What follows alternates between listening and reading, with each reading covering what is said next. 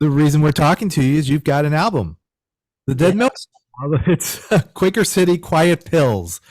How do you come up with this album title? Well, we argued about it.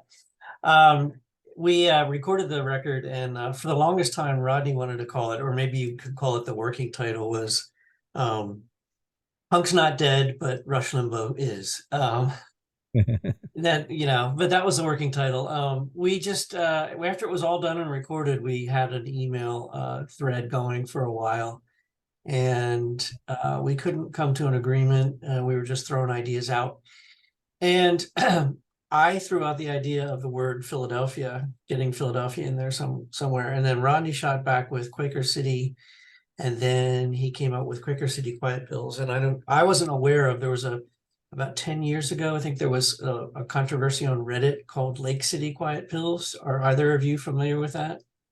Not me, no. Yeah, it's very obscure. It's like a conspiracy theory thing.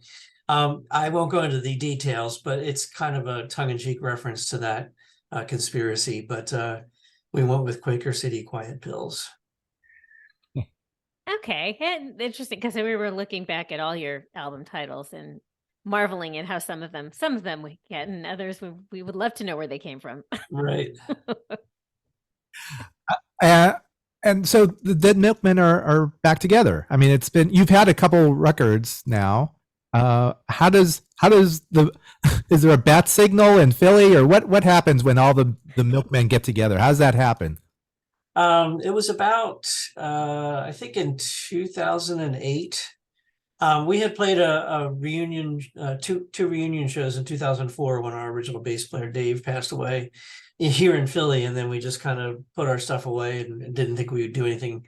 And then we got a call from a guy named Graham down in Texas, in Austin, Austin is kind of our home away from home. We recorded 3 records down there. And he put on a big festival, and he said, one of the things I like to do is get bands who have broken up, or not performing anymore, back together. That's kind of a special thing for the festival. And he badgered us basically for about a year. And he threw a little money at us, and we're like, well, we like Austin. We have lots of friends down there. Why don't we just go down and see how it goes? And after the show, we had so much fun. We said, well, maybe we can do this on our own terms again.